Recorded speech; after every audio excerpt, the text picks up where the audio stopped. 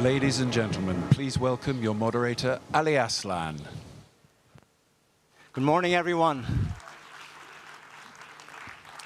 Good morning. Great to be back at Globsec, and great to be here in the Havel room, ladies and gentlemen, for a session titled Europe Rising Opportunities, Risks, and the Road Ahead. Clearly a lot of challenges for this continent, and couldn't be more delighted to be joined now by three outstanding European leaders who will help us shed lights on how to combat and battle these many challenges that this continent is currently facing. Ladies and gentlemen, please welcome the President of Denmark, Mette, Frederiksen, the President of Finland, Stubb, and the Prime Minister of Albania, Rama.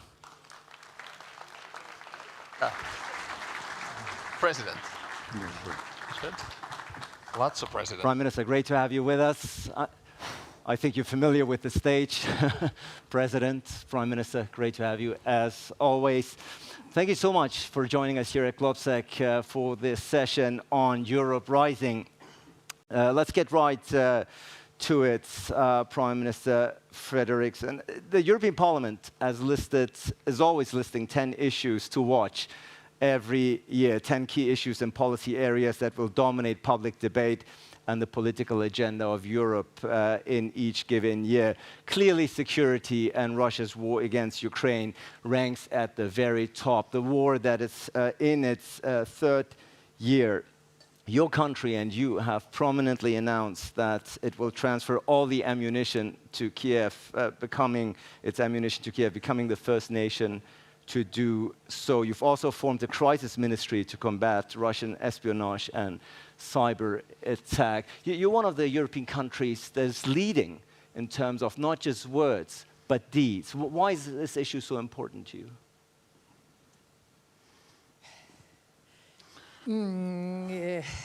Why is it so important? Because this is not asking me primarily a question about Ukraine. This is primarily a question about Russia and their imperial dreams. I see no signals, I see no signs in the Russian behavior in Europe or worldwide that convince me that they are going to stop with Ukraine, no matter how some people think we could end this war. When I look at them at the West Balkan, when I look at how they are trying to destabilizing in my own society with different kind of attacks, when you look at the behavior in Africa, especially in the Sahel region and so on, I consider them as the biggest threat close to Europe.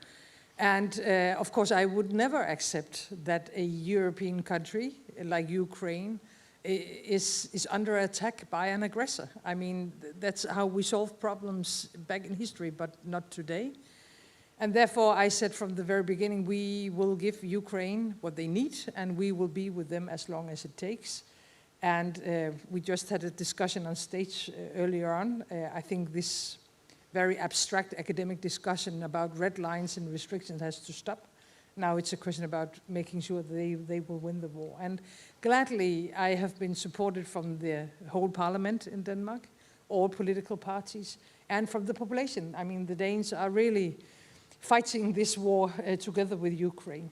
The Danish people are very much behind Ukraine, very supportive of their cause, and the Danish government is leading when it comes to deeds and not just words. President Stubb, the war has also had a profound impact on your country, to say the least. You've become a member of NATO in April last year, abandoning your long-held neutrality. Clearly, this has been a major shift in thinking and policy in your country. Was it hard to convince your populace, your voters, your people to go along with the subject matter, or are they equally behind your decisions as they are in Denmark?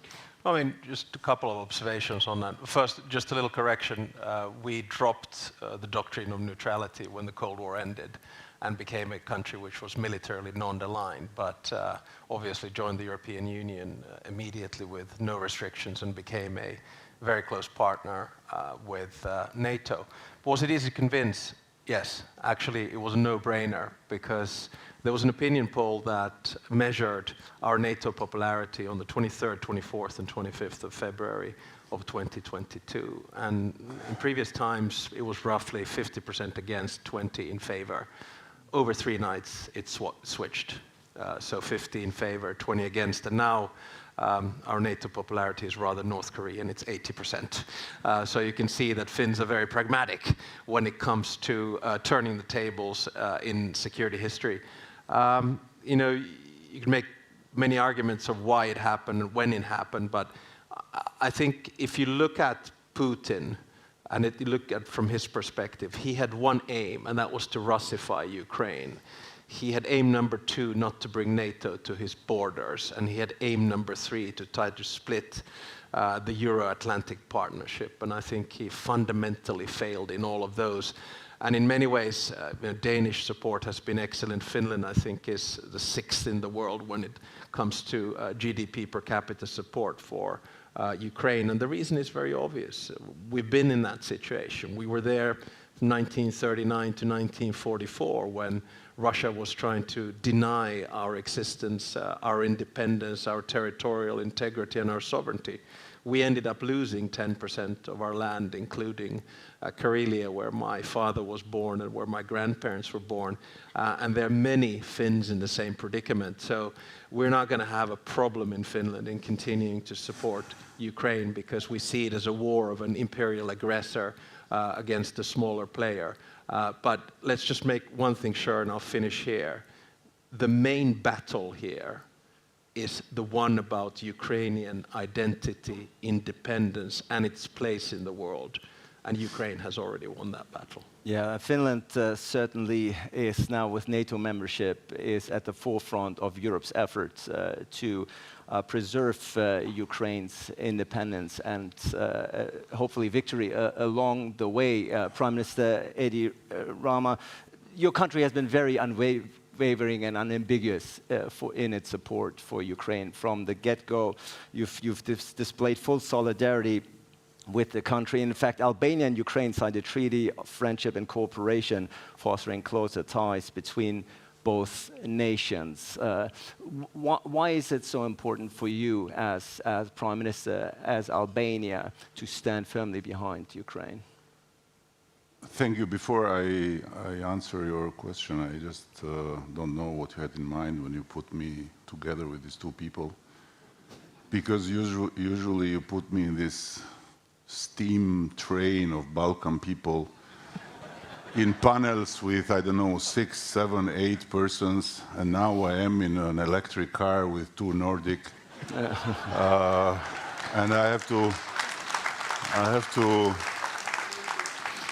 I feel very honored, by the way.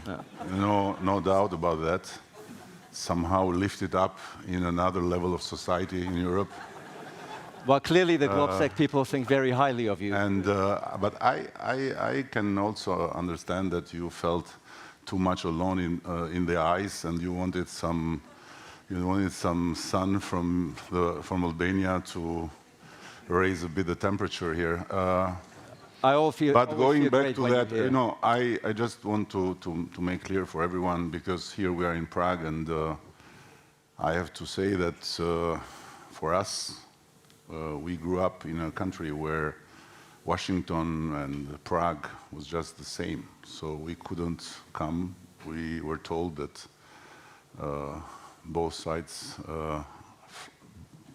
American imperialism, Soviet social imperialism, are just the same devil.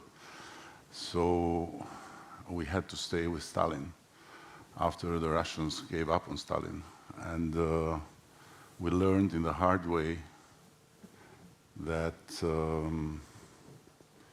there is no interest, there is no need to even look at Russia like a possible ally or partner of ours. As far as in Russia, the dream of some version of imperialism, being in the old way or in the new way, will not fade away. And so we are the only country in Europe where since 1990 there was no visit, nor from our high-level authorities in Moscow and either from high-level authorities from Moscow.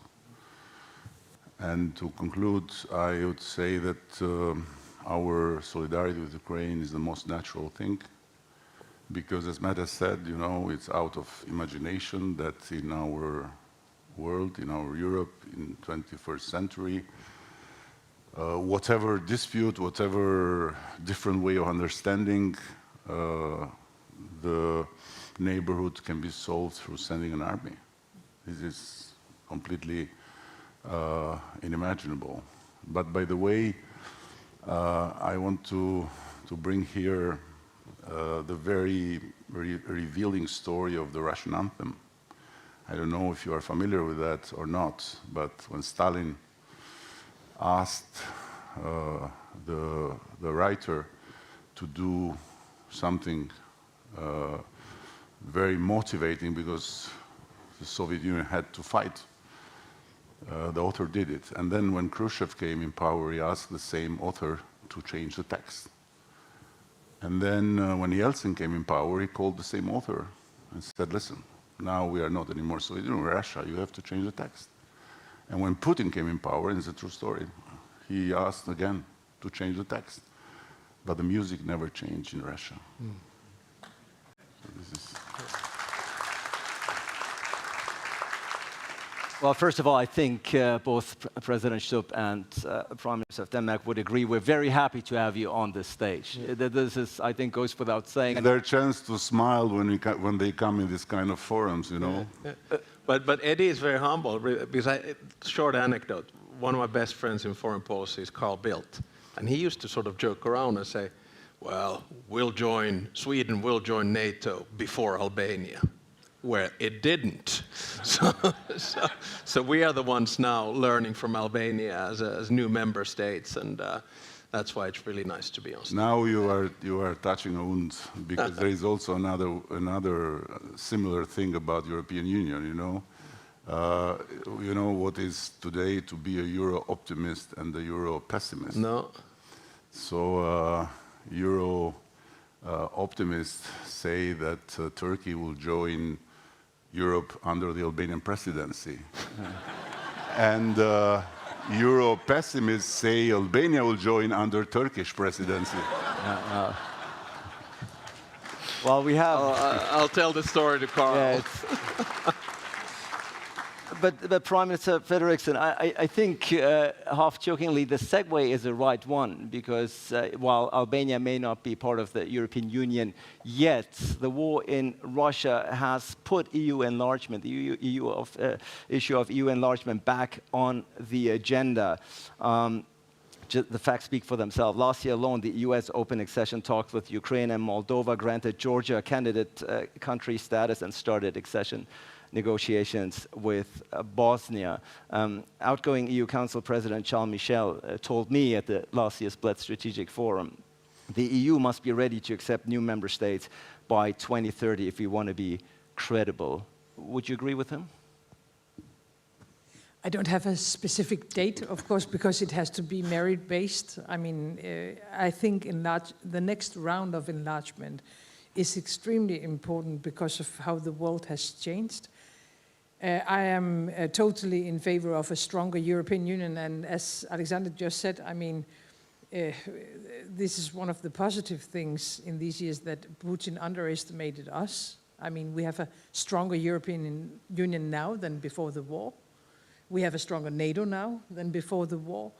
And looking into the future, I mean, what is the next steps? It is to build a stronger European Union in size, which means enlargement, but of course also in our willingness and in our own capacities. So I am really in favor of enlargement, but it has to be merit-based, because otherwise we will not have a well-functioning European Union.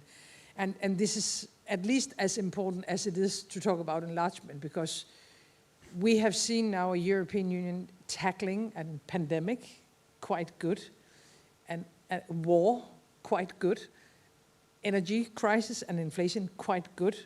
And now we have to tackle the global competition on technology. I mean, one of the big mistakes we have made in the future were to be depending on Russian gas and oil. And now, unfortunately, and it's, I mean, sometimes you have to do like this when looking at ourselves.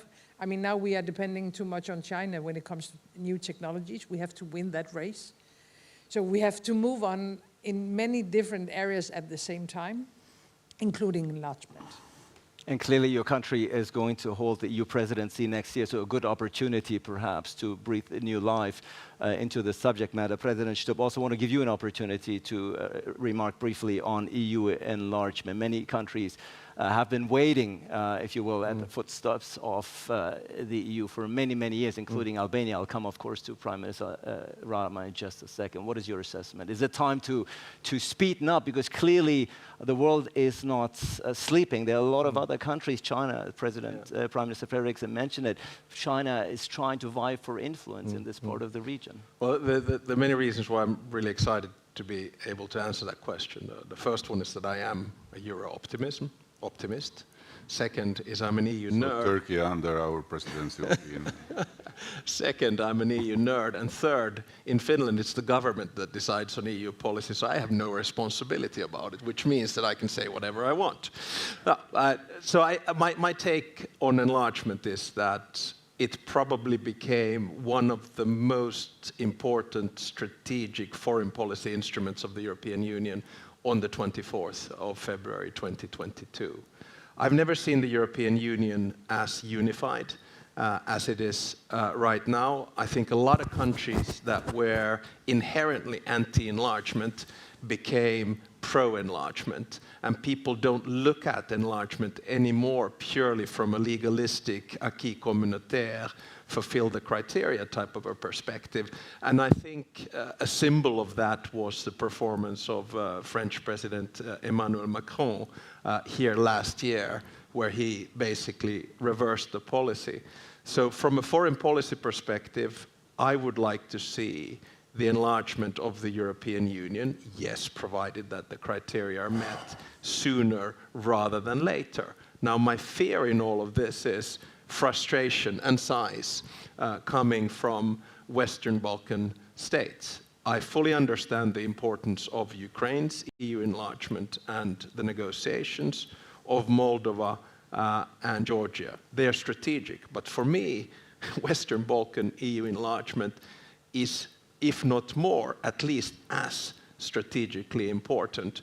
That's why I actually think, final point, that things like the European political community are a good segue, but these negotiations need to happen sooner rather than later, and there needs to be a strong political push for it.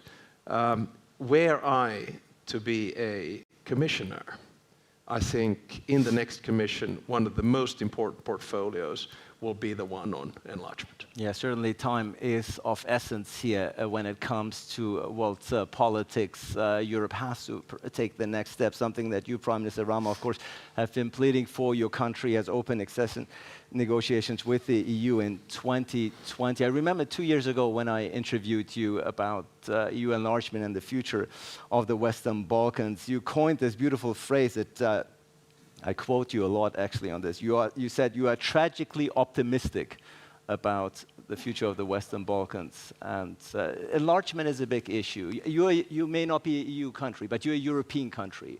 What would your message be to? At least this fact they cannot decide in Brussels. So we are Europeans. Absolutely, you're a European nation for sure. This not cannot EU be yet. decided in Brussels, at least. So this is sure.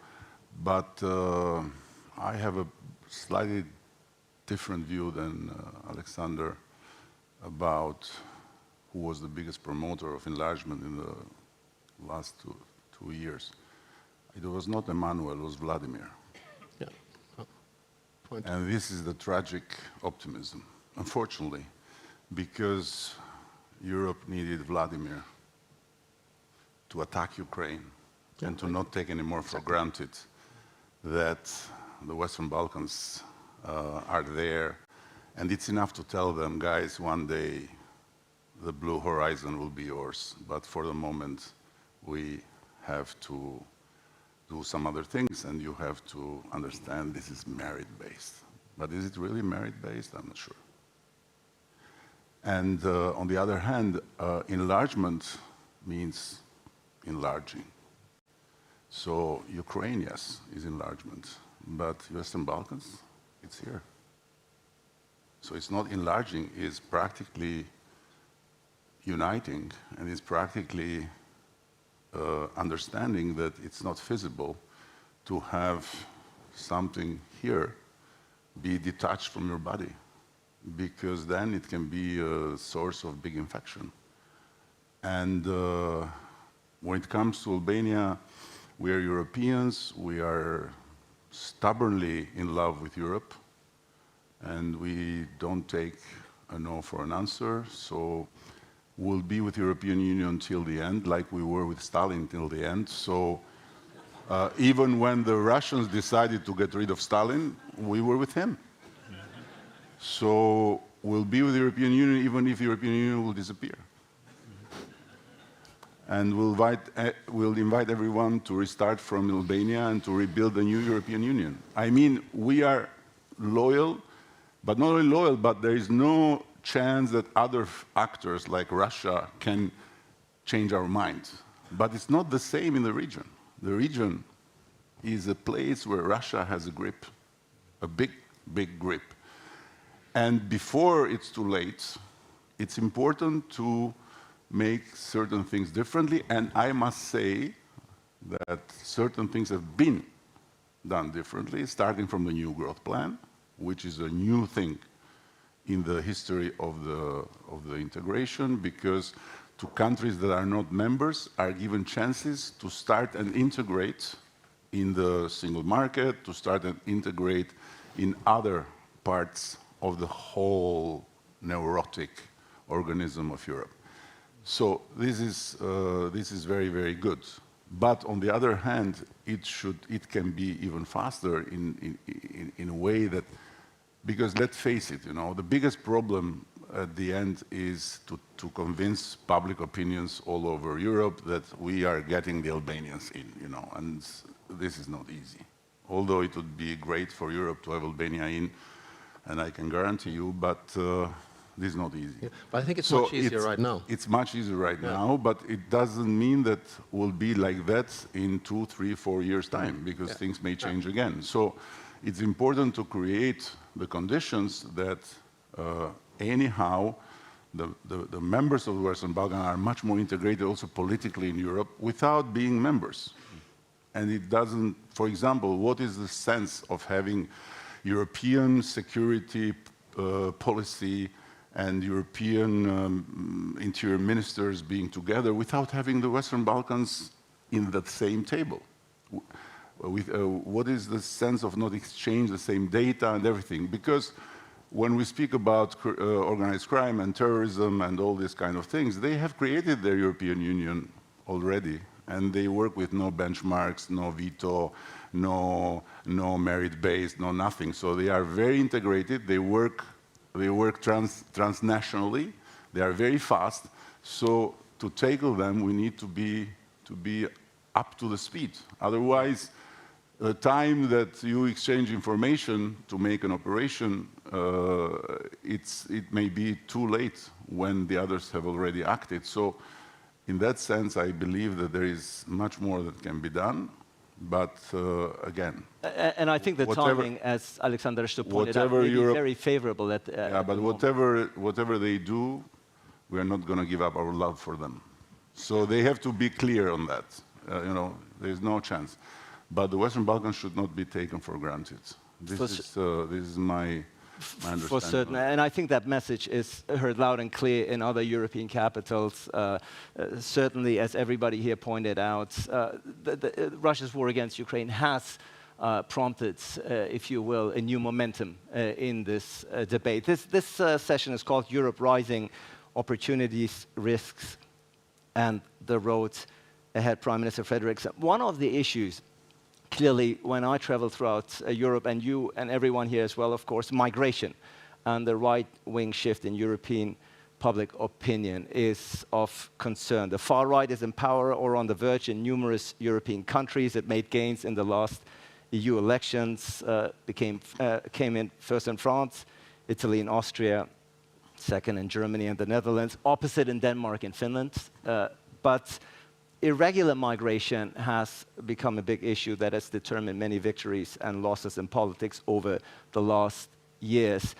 As a social democrat who has taken some of the toughest lines of immigration within Europe, and by doing so, reduced influence of the far right in your own country, what is your advice to those nations struggling to contain the rise of the far right at the moment? Well, first of all, I don't think it's my job to advise colleagues to do anything, but you are totally right. We have some very strict laws now in Denmark on migration. That is not, it's not something we or I have done as a question about the far right. It's because I think it's the right thing to do for Europe. To be very frank, I mean, Denmark has always been a very safe, a very secure, a very open society. And some of the internal problems that we are facing now is because of migration. Whether I look at the crime scene, when I look at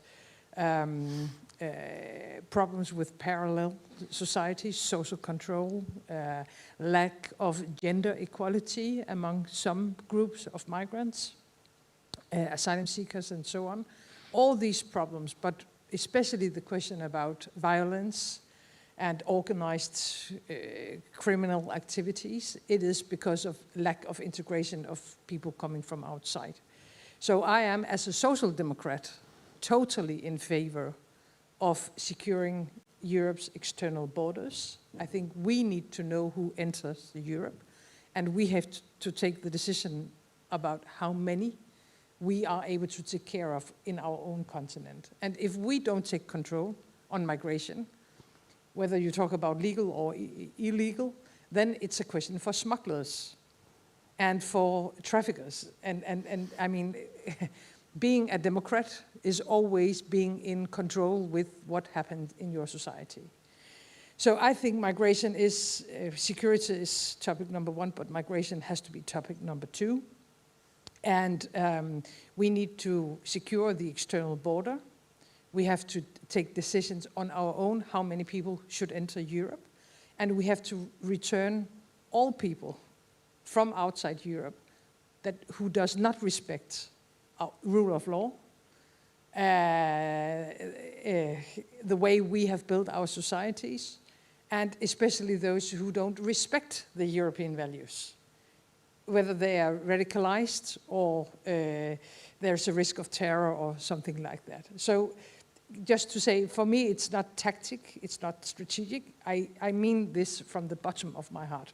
If you want a sustainable society, you need to be in control. And Europe is not at the moment. And therefore, I understand why some people vote right-wing.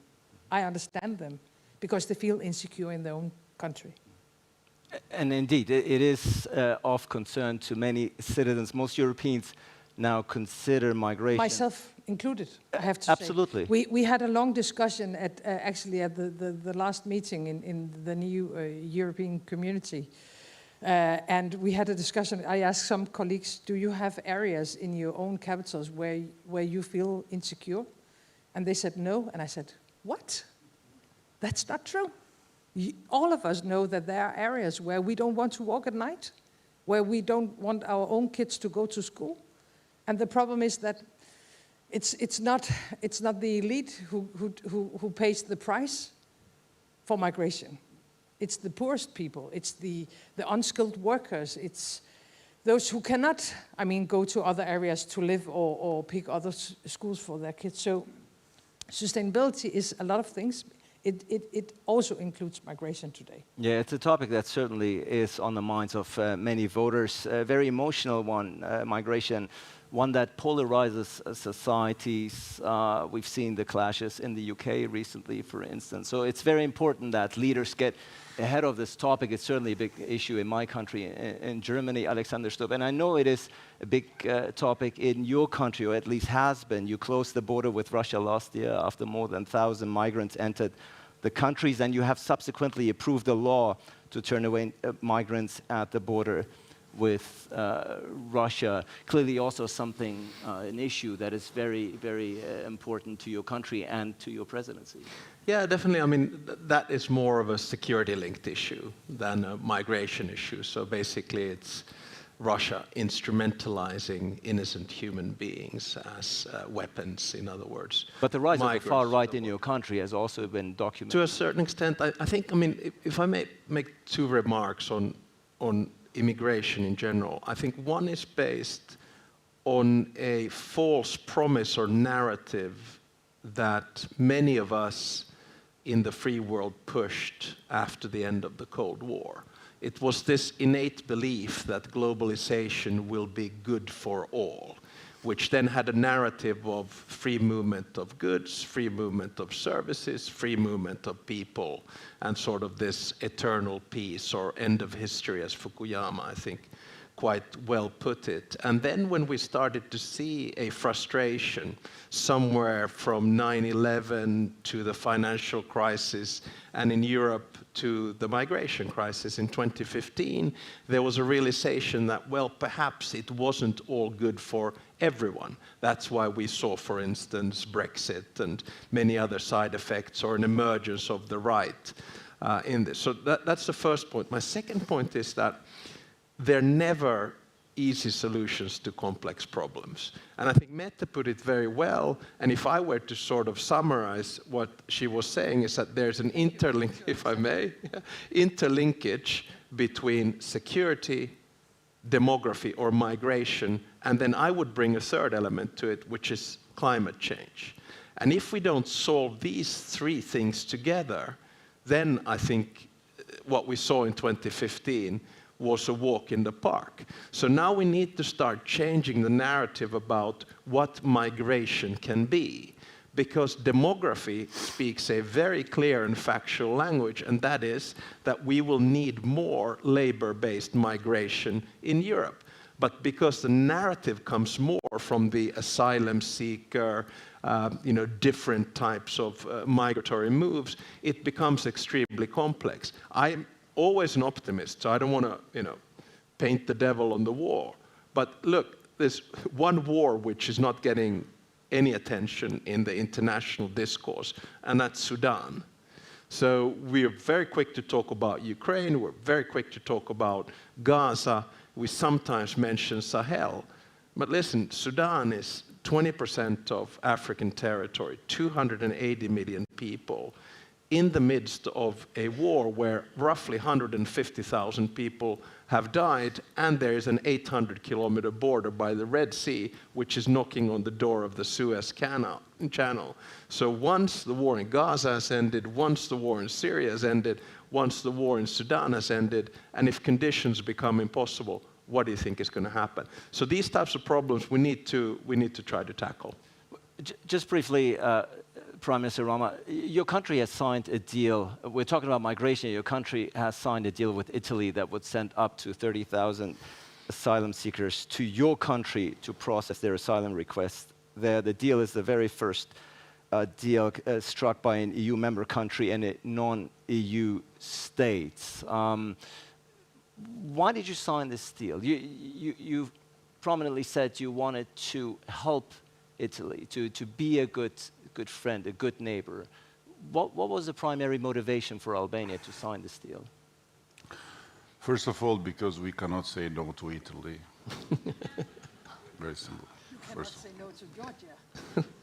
Also to Georgia, but That Meloni, just two. we cannot say no to Italy in any way because of history, because of friendship, because of many things, and because of how much Italy was there for us when we were in a really bad situations after the change of regime. But secondly, because I believe, as I said before, and you all agreed that we are Europeans and we have to behave like Europeans, even they are delaying our license, to be part of this European United family.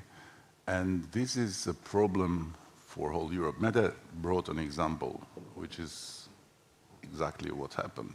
In that table in the new European political community, she raised this question, and the answer from few colleagues was no. In fact, the country of one of the colleagues is becoming notorious exactly for that, for areas where you cannot walk. Notorious. But the answer didn't come based on the fact, but came based on the political side. So ideologizing this issue and making it an issue of the left and of the right, and then bringing this issue in the middle of the political campaigns and dividing the society about something that is just rational, has brought the problem of immigration in the level of the cultural war. Yeah.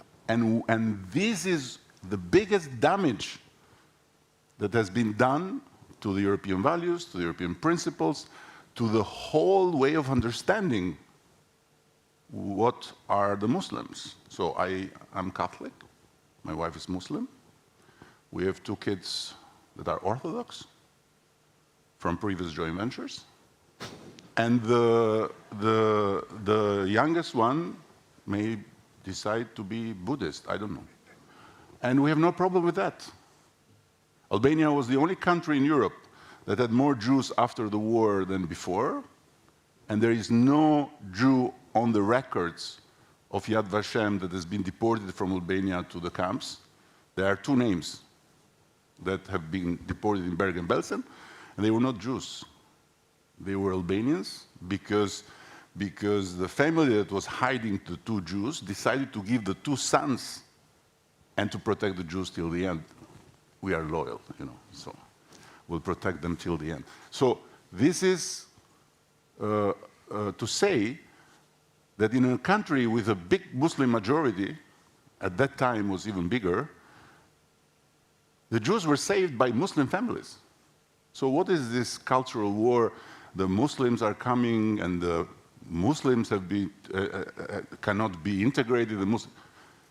In fact, it's not about Muslims, it's not about cultures, it's about exactly what Mette said. It's about the very simple notion of a territory governed by the people that are elected in that territory that has to guarantee that who is entering is this one, this one, this one, and who is getting out is this one, this one, this one. Yeah. This thing that we come, and you come, and everyone comes, it's playing the game of many other forces, but not of what is needed for Europe. Now, just one thing, because there is also the other side of the story, which I believe now Europe cannot stand this heat if Europe will not politically do something major to become a more united union. Right. Because this is not about Denmark or Germany or Italy, this is about the whole European land. So Europe is not anymore young, is the oldest in the globe, is not anymore as rich as it was. The part of Europe in the GDP of the world is going down. Europeans are not very much keen to make many kids, while the others are doing that. So workforce is needed. So of course, Europe needs much more immigrants than it has today, right? But in a regulated manner. And the last thing to say is just think of that. TikTok in China is bright and shine, and everyone that enters there feels that is living in a paradise. Yeah. TikTok in Europe is the hell. So Europe is over-regulating in everything, is over-deregulating in media and in freedom of speech and in all this. And I am very, very much afraid that Europe will end in a terribly bad place if it will not make its mind to be one and to speak like one. Because we should win the war in Ukraine, Mette is right, but how you win a war when one side is there full in and the other side is told, listen, we give you this airplane, but you have to fly until that part. And the others we give you this rifle, but we have to shoot just in this direction. We give you this, and then there are them to say, in the meantime, you have to fight corruption. Prime Minister, I'm sure this could be a second day of Globsec, just this panel. So I have to tell you the same thing I tell you every time. If you invite Balkan people, you have to extend the timing. Well, okay? So well, if you want memos, bring the Nordics, put 5 minutes, they give you the memo, they go in the ice. Yeah. When we sit, we want to discuss, bring the tea, to have fun, bring the Turkish coffee here. Yes, yes, yes. And to see even the future in the cup at the end. Prime Minister, you are too much Germanized, my friend. Well, I think that is not wrong. I think that is not wrong. The problem is I have to be too much Germanized is not wrong. It's very wrong. No. I think it's not wrong. I think it's time to start talking football. Yes. Yes. This is. I think it goes without saying that every time you have Prime Minister Rama on the stage, it's going to be a good time. I think there's a perfect combination of. Is a perfect combination of strong content and entertainment. But I thank you all. Believe it or not, I had more questions. I had more questions, a couple more issues that I wanted to talk about, namely the upcoming Why you don't go there? Where are you going? What do you have to do? I'm right here. This is me indicating that the session is wrapping up. This is me politely and diplomatically saying that this session, unfortunately, I would have loved to sit down and have another hour to go. Suffice to say, Europe rising, opportunities, risks, and the road ahead. I think we can all agree that this was a fantastic session that all of us would have loved to hear more from and about. Suffice to say, time is out, so I've been told. Prime Minister Rama, Prime Minister Frederiksen, and President Stubb, it's been a delight. Thank you so much. This is your applause. I appreciate it.